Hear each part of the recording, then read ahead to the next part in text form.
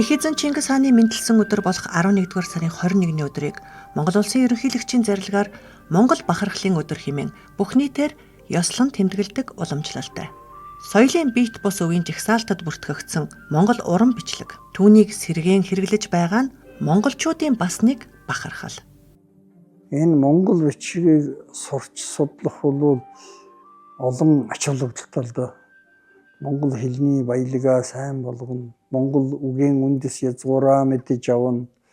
Тэгээд залуу үе маань тэр хэмжээнд хүртэл сурахад бас цаг хэрэгтэй жаахан.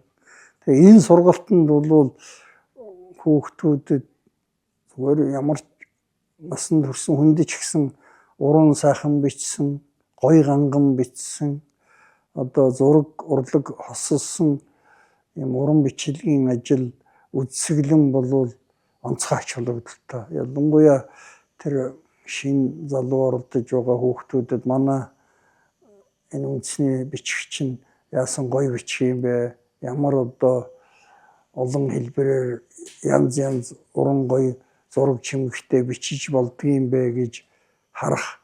Тэгээд тэр нь одоо сурч судлахад нь нөлөөлөх сайн талтай. Ийм учраас энийг мэрэгжлийн хүмүүс тэгээд төр засгаас мэдээд анхаарад удаа дараа уралдаан тэмцээн явуулдаг, үзэсгэлэн зохион байгуулдаг болсон. Түүний дотор бол ерөнхийлөгчийн ивэл дор одоо жил болгон энэ Монгол бахархлын өдрөөр зохион байгуулдаг Мөнх тэнгэрийн бичиг гэдэг үзэсгэлэн бол тогтмолжоод одоо 10 гаруй жил болсон байна. Энэ хугацаанд бол олон 10 авяас бэлэгтэй уран чадмаг бичдэг сурагч хүүхдүүд, оюутан залуус бол төрж гарсан байна. За бүр одоо насан туршидтын дотор бол тусгай уран бичээч нар бичиг соёлын гарамгаа зүтгэлтэнгүйч төрсөн гэж хэлж болно. Ямар ч үсэн энэ ажил бол олон түмэн зохих нөлөөгөө үзүүлж ирсэн. Монгол бичиг нь дээрээс доош чиглэлтэй, нар зөв эргүүлэн бичдэг онцлогтой. Монгол уран бичлэг буюу каллиграф нь зөвхөн бичиг бичих арга биш, харин сэтгэлгээ, гоо зүй, соёлын илэрхийлэл юм. Биеэр хичээнгүй сайхан бичгэд сэтгэл оюун, хичээл зүтгэл, тэсвэр төвчээр нэн чухал байдаг. Ер нь энэ Монгол уран бичлэгийн холбоонд бол гол төлөв Монголын одоо уран бичээч нар л байгаа юм. Монгол бичгээр сайн бичдэг бол судлага болж байгаа. Өөр монголч ялгаагүй, манайх ялгаагүй. За зарим тэдний дотор бол гарын ур сайтай уран зураач бас тэр ажил мэргэжилдээ төшөглөө сайхан бичдэг улсууд оролцож байгаа тал бий л дээ. Сайхан бичдэг бол ямар ч мэргэжилтэй хүн оролцож чадна болно. Тэр байгалийн ухааны мэргэжилтэй хүмүүс ч байдаг. Янз бүрийн залуучууд дотор олон янзын мэргэжилтэй хүн байна. Монголчуудын бахархал. Энэ өдрийг тохиолдуулан Мөнх тэнгэрийн бичиг уралдаан нь жил бүр зохион байгуулагдаж, уран бичлэгийн шилдэгүүдийг тодруулдаг уламжлалтай. Мөнх тэнгэрийн бичиг үзэсгэлэнг олон улсын болгосноор Бурят, Халимаг, Өвөр Монголын өөртөө засах орны уран бүтээлчид тогтмол оролцдог болсон бол өнгөрсөн жил бүгд найрамдах Франц улсаас бүтээлээ ирүүлсэн байна. Ийхүү Монгол уран бичгийг сонирхогчдын хүрээ тэлж, оролцогчдын бүтээл өвтэн хадгалагдаж, урын санг баяжуулсаар байгаа юм. Би бол жаахан хэл бичгийн багш мэргэжилтэй арай ахмад хүн учраас жаахан янах шүүх ажилд оролцож явсан л да. Тэгээд энэ дотор одоо сонин содон сайхан бичгүүд бол олон байна шүү дээ.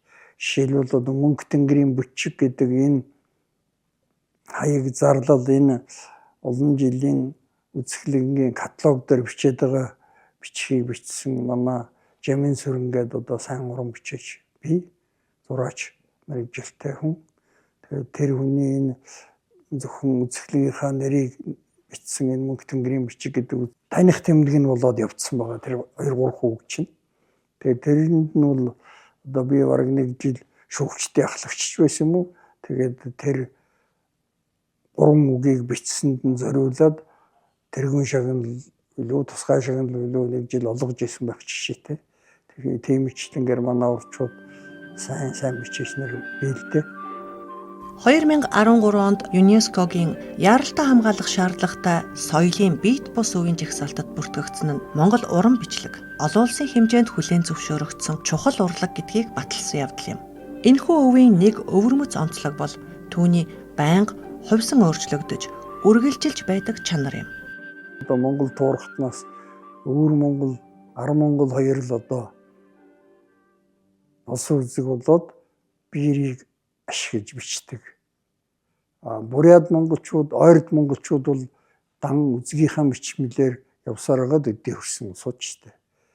Тэгэхээр энэ монгол бичиг бол тийм үзгийн бичлэг, биерийн бичлэгээс гадна одоо уран гой их хүж өчх гэтэргээд олон аргууд байна л да. Тэднэр нь бол голцоо холсон үзэг дээрээ суурилсан байдгийг. Тэгэхээр энэ олон янзын хэлбэр хийцтэй, олон янзын багаж харьжилж бичсэн уран бичлэгүүд бол нэлээд баялаг олон талтай харагдана. Угаасаа заримуд нь бол бүр уран зурагтай холбоо тослуулаад бичсэн явдал бий. Эртнээс ч тийм маяг байж одоо бол залуучууд бас янз янзаар тэгж оролдож байна. Ингэж хөгжих ер нь боломжтой зөв. Энийг харин их зөв тэгтэй, журамтай, дэгтэй хөгжүүлэх ёстой. Уран бичлэгийн үндсэн хэлбэр эртний тэг, хичээнгү тэг, гуйлгэн тэг, татлахын тэг, эвхмэл тэг, хулсан үзгэн тэг, тамганы тэг, хос уянгын төрөл гэх мэт олон янз байдаг. Монголчуудыг эрт үеэс хулсан үзгийн тэгтэй байсныг түүхэн баримтаар нотолсон судалгааны бүтээлүүд бий. Монгол уран бичлэгийн хамгийн эртний дурсгал нь Чингисийн чулууны бичиг юм. Исүнхэ мэрэгний 335 алдад харваж онсныг алдаршуулан босгосон чулуун дээрх 5 мөр эртний тэгээр сэлсэн бичээсийг 1224 онд бичигдсэн хэмээн эрдэмтэд үздэг. Олон зуун жил тээж ирсэн бичиг үсгэн яхарахгүй одоо болсон монгол бичиг.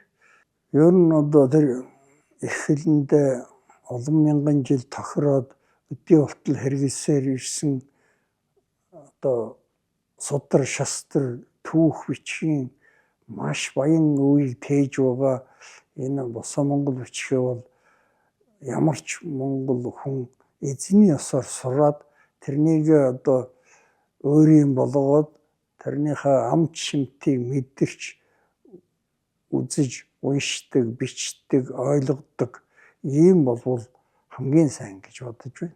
Энэ л одоо миний баг монгол бичиг сурах залуу үеийнхэнд хэлэх өрөө дуудлага болно.